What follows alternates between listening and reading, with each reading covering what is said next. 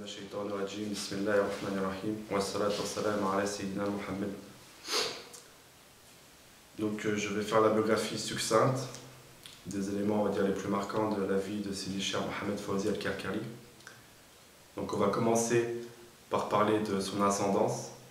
C'est un calife, un descendant du prophète alayhi salam, par son père et sa mère. Il est aussi descendant par son père et par sa mère du fameux saint du mont Karkar, Sidi Mohamed ibn Qadour al-Wakili. Sidi Mohamed Fawzi al-Karkari est né un mercredi de l'année 1394 de l'Hégire, correspondant à l'année 1974 de notre ère, dans la région de Timsamen, dans le Rif marocain. Donc son enfance fut marquée par le sérieux et le bon comportement. Sa famille l'a éduqué selon les principes de l'islam. Ce n'était pas un enfant qui était sujet à l'oisiveté ou à jouer dans les cours de jeu comme la plupart des enfants.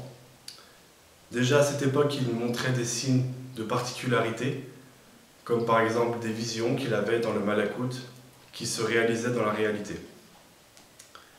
Donc il a eu une instruction, on va dire, classique, où il apprenait les bases dans toutes les disciplines, comme chaque enfant, jusqu'à ce qu'il arrête l'école. Peu après avoir arrêté l'école, il décida de se détacher de tout ce qu'il avait et de partir à la recherche de Dieu, si on peut dire, se détacher de sa famille, se détacher de ses amis, de toutes ses attaches, et ce pendant 10 ans. Donc, vers l'âge de 19 ans, il est parti dans tout le Maroc, il marchait de mausolée en mausolée. Il dormait là où la nuit le surprenait. S'il trouvait à manger, il mangeait. S'il ne trouvait pas, il jeûnait. Sidi Cheikh dit par rapport à cette période: « Je servais le destin et je ne le savais pas. Quand j'invoquais, le vrai me répondait à mon invocation. Quand je cherchais, j'obtenais ce que je cherchais, des créatures. Les créatures se tournaient vers moi où que j'aille. » Donc cette période de 10 ans, il n'a eu aucune nouvelle de sa famille, et sa famille n'a eu aucune nouvelle de lui, ni ses amis.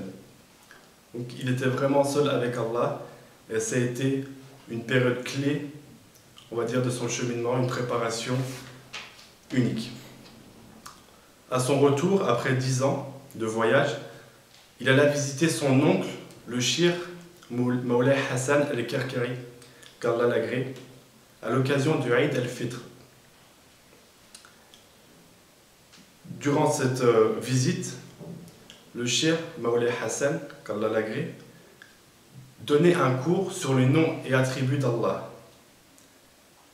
Le verbe du Cheikh, les échanges qu'il avait avec ses disciples ont beaucoup touché le jeune Sidi Mohamed Fawzi à l'époque.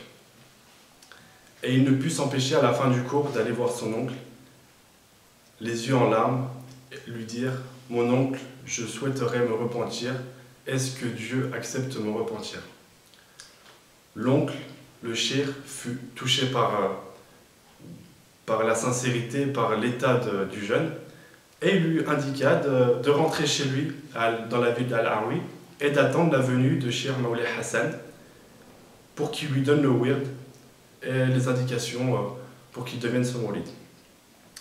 Donc Sidi Cheikh Mohamed Fawzi rentra, il attendit la venue de son oncle, mais l'attente étant insupportable, il entreprit de repartir à la rencontre de son oncle. Mais il fit une chose, on va dire un petit peu particulière, c'est-à-dire qu'il décida de se couper totalement de tout ce qu'il avait vécu avant. Il se débarrassa de ses affaires, de ses vêtements, il se rasa la tête et la barbe, il emprunta un vêtement à son frère, puis il partit jusqu'à Timsamen, là où était le Cheikh Moulay Hassan. Une fois arrivé là-bas, le cheikh testa un petit peu sa sincérité, sa volonté, et après il finit par lui donner le wird, et même le faire rentrer en khalwa. Et c'est là que Sidi Mohamed Fawzi a obtenu ce qu'il a obtenu par rapport à l'ism Allah. Sidi Cheikh dit par rapport à ce qui s'est passé dans cette khalwa: Mon intention était le repentir, sauf qu'Allah accomplit son dessein et m'honora par son bienfait. J'ai vu le summum de l'extraordinaire dans ma khalwa bénie en cette nuit de 4 de Shawwal de l'année 1425. J'ai eu la grande ouverture et l'aide consistante dans la journée du vendredi quand Al-Wahhab m'appela et qu'il m'enseigna son nom suprême caché. Donc voilà un petit peu pour parler de son état en sortant de la khalwa. En sortant de la khalwa, bien sûr, il resta avec le shir jusqu'à sa mort. Le compagnonnage dura à peu près 2 années. Concernant cela, l'héritage de Sidi Shir, de ce que avait Mawlay Hassan.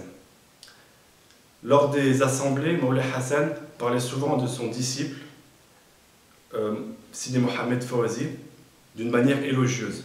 C'est-à-dire qu'il disait, Mawlay Hassan mettait en garde les autres disciples en disant « Faites attention à ne pas le contrarier », en parlant de Sidi Mohamed Fawzi, c'est un pôle. Il dit aussi dans des assemblées que tout ce qui se trouvait dans son cœur, donc un Mawlay Hassan, se trouvait dans le cœur de Sidi Mohamed Fawzi. Ça, c'était du vivant de Mawlay Hassan, qu'Allah l'agrée. Après, Sidi Mohamed Fawzi a atteint d'autres maqams, il a continué à évoluer jusqu'à atteindre la station dont il se réclame aujourd'hui, celle de la Khatmiya. Sidi Shir dit par rapport à cela, j'ai obtenu en termes de proximité et de connaissance après la mort de mon cheikh ce qu'il n'avait pas atteint lui-même au cours de sa vie.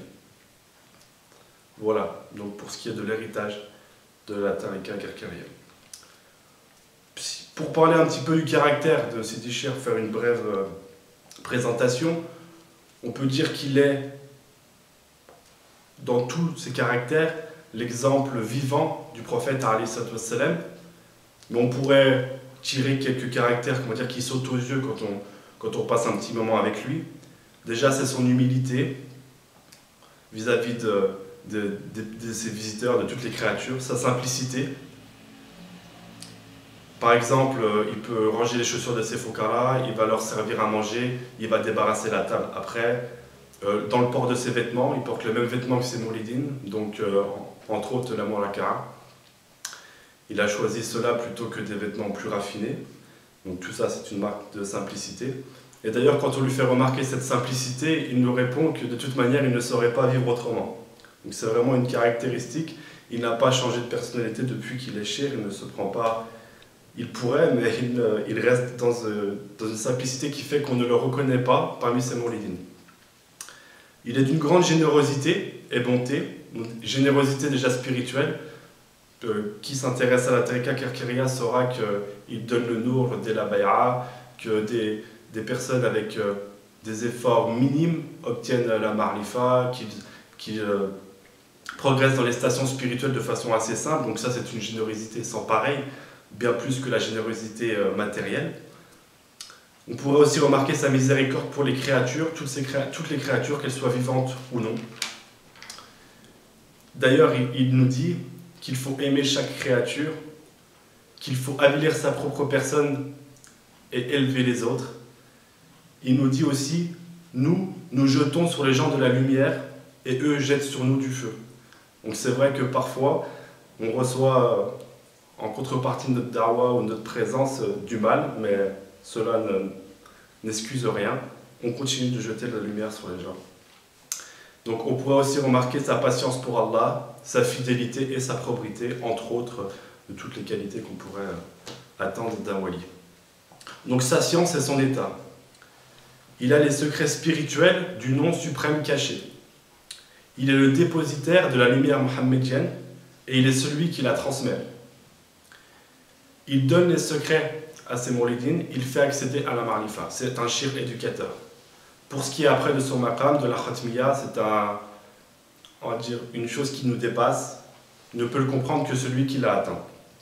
Mais il dit, concernant cela, sur sa science et ce qu'il donne, prenez de moi ce que vous voulez, ma science découle du messager d'Allah, sallallahu alayhi wa sallam. Combien, ô Mouride, peux-tu porter de lumière et de secrets divins? Eh bien, je ne me fatigue pas tant que tu ne te fatigues pas. Parmi ces prodiges, Le plus grand des prodiges, bien évidemment, c'est le suivi du prophète, tant dans l'aspect extérieur qu'intérieur, la constance dedans. Parmi aussi les prodiges spécifiques à ce shir, c'est que quiconque prend sa main obtient le nour et avec peu d'efforts le voit et le fait évoluer. Avec peu d'efforts obtient la marifa, ça c'est la baraka d'Allah. Il a permis à ce shir de permettre cela à ses moulidines. Donc là, vraiment, c'est le plus grand prodige qu'on peut attendre de lui, bien plus que les choses extraordinaires. Mais il se trouve aussi qu'il fasse des choses extraordinaires, comme le fait de lire dans les cœurs. Parfois, on vient à lui avec une chose spécifique dans le cœur et dans la tête, et il nous expose les solutions, et il parle de ça sans qu'on ne lui en parle. La baraka, la lumière qu'il nous donne, nous permet aussi de travailler la compréhension de hadiths et de versets du Coran sans effort. On n'a même pas pensé, on n'a même pas recherché ce que dit l'état facile, etc. Et on se trouve avec une compréhension de la chose facilitée, alhamdoulilah. Et quand on vérifie, on voit qu'on est tout à fait dans la conformité avec la réalité par rapport à ce qu'ont dit les ulama, les awliya à ce sujet. Ça, c'était un prodige aussi de Sidi Shir. On rapporte qu'il a déjà été vu aussi à plusieurs endroits à la fois. Donc ça, c'est aussi un prodige d'Allah. On rapporte aussi la guérison de certains malades entre ses mains. Voilà pour ce qui est de ces prodiges. On pourrait aussi parler de sa tarika, mais d'autres vidéos ont été mises à disposition pour ça. Donc je demande à Allah de nous permettre de profiter de ce shir, d'étendre notre appel à tous les chercheurs de vérité et de nous combler par sa baraka. اللهم صل على سيدنا محمد عبدك ورسولك النبي الأمي وعلى آله وصحبه وسلم تسليما سبحان ربك رب العزة عما يصفون وسلام على المرسلين والحمد لله رب العالمين.